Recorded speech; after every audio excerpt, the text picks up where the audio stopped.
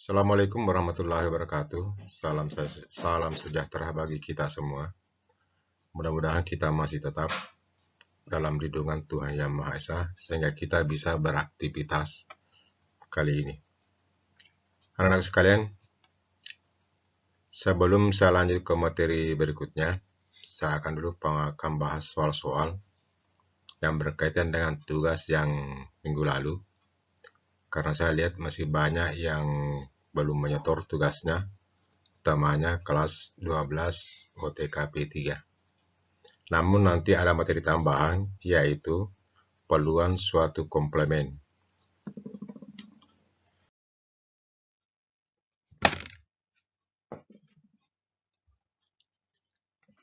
Kita akan dulu bahas soal-soal. Dua dadu dilempar secara bersamaan sebanyak 1 kali. Berapakah peluang muncul jumlah kedua mata dadu sama dengan 10? Kemudian B kurang dari 6. Nah, sekarang kita lihat penyelesaiannya. Yang pertama dulu kita buat tabel ruang sampel. Nah, ini tabel ruang sampel.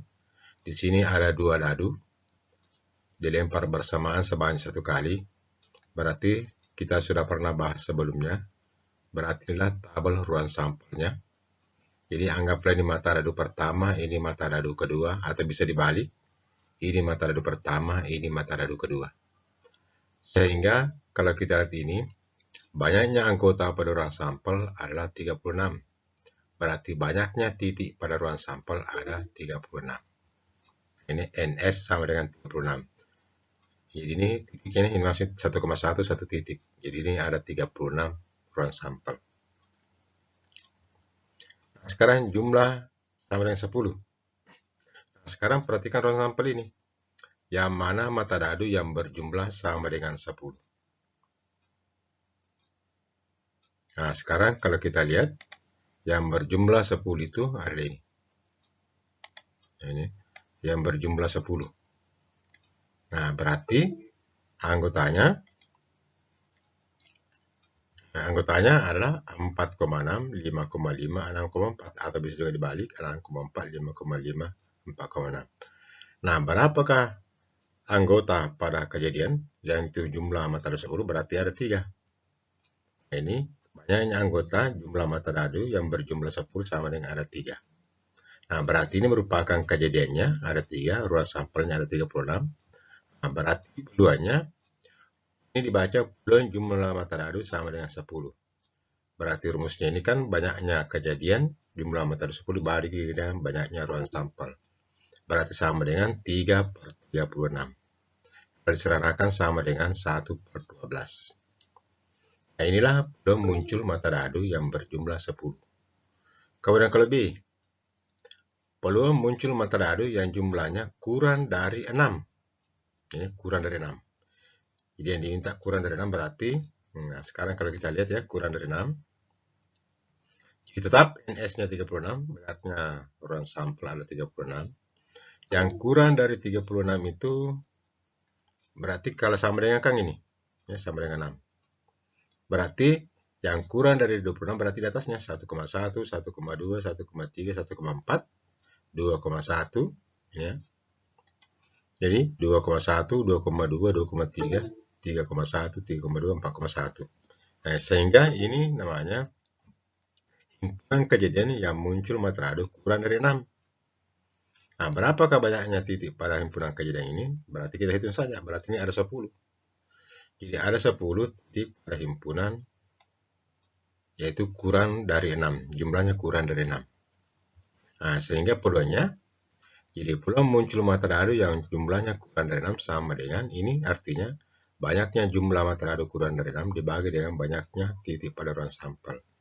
Berarti sama dengan 10 per 36 kalau disederhanakan menjadi 5 per 18. Ini contoh soal nomor 1. Sekarang kita lihat contoh soal nomor 2. Suatu kotak berisi 6 bola putih, 4 bola merah. Dari kotak itu diambil sebuah bola secara acak. Jadi ini pengambilannya satu buah bola secara acak. Berapakah peluang terambilnya? Sebuah bola putih, kemudian sebuah bola merah. Berarti ini satu bola putih, kemudian B satu bola merah. Karena ini kan hanya pengambilan satu bola, sebenarnya gampang saja ini. Nah, anggap ini dalam kotak. Ada 6 bola putih, 4 bola merah. Nah, diambil satu bola sekaligus. Yang pertama kita cari adalah titik sampel, yaitu menggunakan kombinasi. Nah, ya. Sampel sama dengan S sama dengan kombinasi 1/10. Kenapa kombinasi sudah 1/10? Karena pengambilannya hanya satu bola dari total bola yang ada dalam kotak, yaitu 10 ya. Ini untuk menentukan sampelnya. Jadi pengambilan 1 dari total bola yang ada dalam kotak. Berarti kombinasi 1/10. Nah, berarti sebenarnya kalau kombinasi ada 10 pasti jawabannya 10. Ini jawabannya 10. Berarti ada 10 titik pada ruang sampel. Nah, sekarang kita jawab bagian A. Berapakah peluang terambil sebuah bola putih? Nah, ini ambilan sebuah bola putih. Berarti diambil 1 dari 6 bola putih. Nah, ini kejadiannya 1 putih. Berarti banyaknya kejadian 1 putih, yaitu kombinasi 1 dari 6. Satunya dari sini, pengambilan 1 bola, banyak bola putih ada 6. Karena ini kombinasi 1 dari 6, pasti jawabannya ada 6. Ini, jawabannya ada 6. Cara penyelesaian sama dengan menggunakan kombinasi. Nah, jadi peluangnya pengambil 1 bola, ini peluang 1 putih sama dengan banyaknya pengambilan 1 putih dibagi dengan banyaknya ruang sampel. Berarti 6/10 sama dengan 3/5. Disederhanakan ya. Nah, sekarang pengambilan 1 bola merah. Pengambilan 1 bola merah berarti 1 dari 4 merah. Berarti kombinasinya, kita simbolkan ini, 1 merah sama dengan banyaknya 1 merah sama dengan kombinasi 1 dari 4. Jadi 4 faktorial dibagi 1 faktorial dikurang 4. Saya kurang 1 faktorial, hasilnya pasti sama dengan 4. Ini ciri khas kombinasi. Nah, jadi peluangnya 1 merah, yaitu kejadiannya 1 merah ada 4, banyaknya ruang sampel ada 10, berarti 4/10 sama dengan 2/5.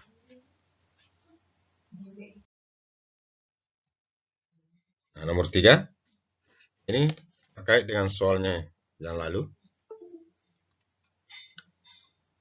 Sebuah kotak berisi 6 merah, 5 biru, 4 putih. Diambil 3 bola sekaligus secara acak. Berapakah peluang terambil semua merah? Paling sedikit 1 putih dan 2 biru. Nah, kita lihat penyelesaiannya. Anggap ini kotaknya. Ini 6 merah, 5 biru, 4 putih. Pengambilannya 3 bola sekaligus. Berarti ruang sampelnya ini adalah, nah, banyaknya titik per sampel menggunakan kombinasi.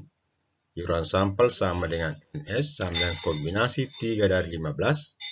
Berarti kombinasi 3 dari 15 bola. Sama dengan 15 faktorial dibagi 3 faktorial, 15 kurang 3 faktorial. Kali ini Anda sederhanakan, ini diuraikan sampai dengan 12 faktorial, berarti ini hilang. Nah, kemudian 5 dengan 3, berarti tinggal 5. Ini 5. 14 dengan 2, berarti tinggal 7, berarti totalnya adalah 5 kali 7 kali 13 sama dengan 455 ruang sampelnya. Nah, ini titik sampelnya. Kita belum masuk ke kejadiannya. Sekarang berikutnya semuanya merah. Semua merah berarti kombinasi 3 dari banyaknya merah dalam kotak. Berarti kombinasinya 3 dari 6. Berarti ini ya. Jadi N 3M sama dengan kombinasi 3 dari 6. Jadi penyelesaiannya menggunakan kombinasi sama dengan lalu. Berarti 6 faktorial diuraikan. Berarti ini 3 dengan ini habis. Kemudian 6 dengan 3, 4 dengan 2. Sama dengan 6, 2 kali 5 kali 2. Hasilnya sama dengan 20. Berarti banyaknya cara pengambilan 3 merah dari 6 merah sama dengan ada 20. Berarti peluang terambil 3 merah sama dengan banyaknya 3 merah. Ini pengambilan 3 merah, 20. Dibagi dengan banyaknya titik pada ruang sampel. Sama dengan 20/455. Masing-masing dibagi 5. Sama dengan 4/91. Ini banyaknya pengambilan kalau semuanya merah. Nah, sekarang kalau pengambilan 1 putih dan 1 biru. Nah, ini tetap ada 3 pengambilan, jadi 1 putih, 2 biru. Nah, berarti ini banyaknya pengambilan ini menggunakan ini kombinasi satu putih kali kombinasi dua merah, dua biru. Berarti N satu putih dua biru sama dengan kombinasi 1 dari 4. Ini 1 dari 4 berarti 1 putih dari 4 putih. Kemudian kombinasi 2 dari 5 berarti 2 biru dari 5 biru. Nah, kalau ini diselesaikan kombinasinya, ini kombinasi 4 ini ya. 4, kombinasi 1 dari 4, 4 faktorial per 1 faktorial dikurang 4 dikurang 1 faktorial dikali 5 faktorial dibagi 2 faktorial dikali 5 dikurang 2 faktorial. Nah, berarti ini hasilnya. Nah, ini. Nah, ini hasil baginya jadi 4 per 1. Ini dengan ini. Hasil baginya 1. Kemudian 4 dibagi 2. 2 berarti ini sederhanakan. Jadi ini. Jadi 4 dari sini 4 kali 5 kali 2. Sama dengan 40. Berarti peluangnya ambil 1 biru. 1 putih 2 biru sama dengan N 1 putih 2 biru. Ini hasilnya tadi 40 per 455. Masing-masing lagi dibagi 5 sama dengan 8 per 91. Nah, ini sebenarnya jawaban tugasnya yang lalu. Jadi ada yang dapat ini tapi tidak mencari peluangnya. Sekarang nomor 4. Pasangan suami istri berencana memiliki 3 orang anak. Tentukan peluang 3 anak tersebut. A. Laki-laki semua. B. 2 laki-laki. C. Paling sedikit 1 perempuan. Nah, caranya ini tentukan dulu ruang sampel kemungkinan yang terjadi. Ingat, ini hanya 3 laki-laki, 3 anak. Jadi bisa saja semuanya laki-laki. Jadi anak pertama laki-laki, anak kedua laki-laki, anak ketiga laki-laki. Bisa juga anak pertama laki-laki, anak kedua laki-laki, anak ketiga perempuan. Jadi kemungkinannya kita bisa uraikan. Namanya ruang sampel. Ruang sampelnya ini artinya pertama laki-laki, kedua laki-laki, ketiga laki-laki. Kemungkinan berikutnya pertama laki-laki, kedua laki-laki, ketiga perempuan. Kemungkinannya lagi laki-laki pertama, kedua perempuan, ketiga laki-laki. Kemungkinan berikutnya perempuan pertama, laki-laki, laki-laki, dan seterusnya. Nah, sehingga kalau mau dicari sebenarnya ada 8 kemungkinan. Jadi ada 8 kemungkinan yang terjadi jika seorang suami istri ingin mempunyai 3 anak. Kemungkinan yang muncul ini bisa saja laki-laki semua, perempuan semua. Nah, bisa saja laki-laki berturut-turut 2, kemudian terakhir anak terakhir perempuan. Nah, ini kemungkinan. Ini namanya ruang sampelnya. Ruang sampelnya ini, titik sampelnya ada 8. Nah, sekarang berapakah peluang muncul laki-laki semua? Nah, berarti lihat nanti ruang sampelnya. Nah, jika laki-laki semua, berarti 3L. Nah, berdasarkan ini, hanya ini kemungkinan laki-laki semua. Jadi N 3L sama dengan 1. Hanya 1 kemungkinan. Nah, berarti peluangnya adalah, peluang 3 laki-laki sama dengan N 3L dibagi NS sama dengan 1 per 8. Itu jawaban bagian A. Kemudian kemungkinan B. Nah, sekarang berapa peluangnya kalau 2 laki-laki? Nah, perhatikan tabelnya. Mungkin 2 laki-laki adalah ini. Ini juga 2 laki-laki. Ini juga 2 laki-laki. Yang lainnya tidak ada.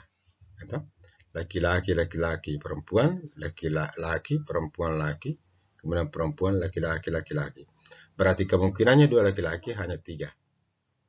Nah, kemungkinan kejadiannya hanya 3. Berarti peluangnya mempunyai 2 laki-laki yaitu jadi N2L, berarti ini 2L sama dengan 3 per 8. Nah, peluangnya mempunyai 2 anak laki-laki. Jadi 2 laki-laki 1 perempuan sama saja. 2 laki-laki 1 perempuan. Kemudian C paling sedikit 1 perempuan. Nah, sekarang kalau paling sedikit 1 perempuan berarti boleh perempuannya 1, boleh 2, boleh 3. Nah, berarti ini yang ada P-nya. Ini laki-laki perempuan, laki-laki perempuan laki-laki, laki perempuan perempuan, perempuan laki perempuan dan seterusnya. Nah, kemungkinannya itu. Ya. Tapi kan penting paling sedikit 1 perempuan berarti boleh 2, boleh 3. Berarti laki-laki, perempuan, laki, perempuan, laki, perempuan, laki-laki, laki-laki, perempuan, perempuan, dan seterusnya. Berarti semuanya ada 7. Berarti kemungkinannya kalau banyaknya 1 perempuan, kemungkinan paling sedikit atau sama dengan 1 perempuan sama dengan 7. Berarti peluangnya adalah 7 per 8. Nah, ini contoh soal keempat. Kita bahas soal-soal dulu. Nah, Dari huruf-huruf pembentuk statistika akan diambil sebuah huruf secara acak. Jadi dari kata statistika akan diambil sebuah huruf secara acak. Berapakah peluang terambilnya? A. Huruf hidup atau vokal. B. Huruf mati atau konsonan. Nah, sekarang pertama dulu kita lihat ada berapa huruf keseluruhan ini. Nah, statistika banyak huruf sama dengan NS sama dengan 10. Berarti inilah titik sampelnya ada 10. Di sini ada 10 huruf. Jadi statistika. Nah, sekarang ini titik sampelnya. Kemudian A. Huruf vokal. Nah, lihat saja berapa huruf vokal yang ada dalam kalimat statistika. Berarti statistika banyak huruf vokal yaitu huruf A, huruf I, huruf A. Berarti ada 4 huruf vokal. Jadi A, I, A. Jadi N vokalnya ada 4. Berarti peluang muncul terambilnya huruf hidup adalah ini 4/10. Jadi ini 4 dibagi 10 sama dengan 25. Kalian ini masing-masing sederhanakan ya.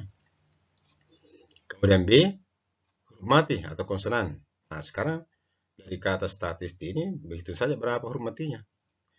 S, T, T, S, T, K. Jadi S, T, T, S, T, K berarti ada 6. Jadi ada 6 huruf mati. Berarti peluangnya muncul huruf mati. Jadi banyaknya huruf mati ada 6 dibagi dengan banyaknya huruf keseluruhan. Berarti 6/10 sama dengan 35. Nah, ini juga salah satu contoh untuk menentukan peluang. Sekarang ini tambah materi. Peluang komplemen suatu kejadian. Artinya komplemen itu adalah bagian. Nah, ini dasarnya. Misalnya banyak ruang sampel adalah NS, banyaknya suatu kejadian adalah A, adalah N dalam kurung A, banyaknya kejadian yang bukan A atau komplemen A dilambangkan dengan A komplemen. Nah, berarti adalah jadi banyaknya kejadian A komplemen sama dengan banyaknya ruang sampel dikurangi dengan banyaknya kejadian. Jadi ini komplemen ditambah dengan ini sama dengan sebanyak-banyaknya ruang sampel. Nah, jika ruas kiri dan kanan dibagi dengan S, berarti ini maksudnya ini dibagi dengan banyaknya ruang sampel, ini juga dibagi dengan banyak ruang sampel. Kita dapatkan persamaan seperti ini. Maksudnya ini NA komplemen dibagi NS, NS dibagi NS, NA ini NA dibagi NS. Berarti ini NA komplemen, ini NA komplemen ini ya. NA komplemen dibagi NS sama dengan peluang A komplemen. NS dibagi NS kan sama dengan 1. NA dibagi NS berarti peluangnya kejadian A. Nah, kita dapatkan ini. Jadi peluang A komplemen sama dengan 1 dikurang peluang kejadian A. Nah, ini rumus untuk peluang kejadian komplemen. Contoh, peluang bahwa esok hari akan hujan adalah 0,25. Jadi kalau besok peluang bahwa esok hari akan hujan adalah 0,26. Tentukan peluang bahwa esok hari tidak hujan. Berarti komplemennya ini. Nah, berarti kalau dalam soal ini diketahui peluangnya esok hari hujan sama dengan 0,26. Kamu dicari komplemennya ini atau lawannya ini berarti sesuai dengan rumusnya peluang hari esok tidak hujan berarti komplemennya sama dengan 1 dikurang peluang esok hari hujan. Nah, berarti 1 dikurang 0,26 sama dengan 0,74. Berarti peluang besok tidak hujan adalah 0,74. Jadi kalau peluangnya besok hari hujan 0,26, berarti peluang tidak hujan adalah 0,74. Namanya peluang komplemen suatu kejadian. Misalnya nomor 7. Dari hasil penelitian pada suatu rumah sakit di Jakarta diperoleh bahwa dari tiap 150 pasien yang diteliti, ternyata terdapat 6 orang terkena virus HIV. Nah, jadi setiap 150 orang yang diteliti, ternyata terdapat 6 orang terkena virus HIV. Jika rumah sakit A terdapat 200 pasien, nah, sekarang pertanyaannya, berapakah pasien yang terbebas dari virus HIV atau yang tidak terkena virus HIV?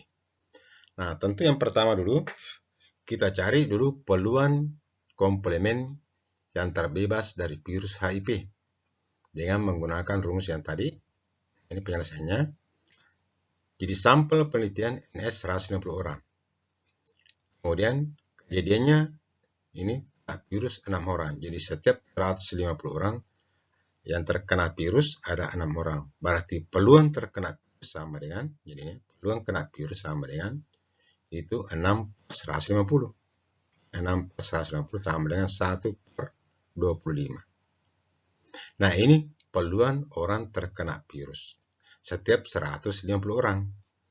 Nah, sekarang kita cari lagi peluang orang tidak terkena virus atau terbebas dari virus HIV dengan menggunakan peluang komplemen. Jadi peluang tidak kena virus sama dengan 1 dikurang peluang kena virus.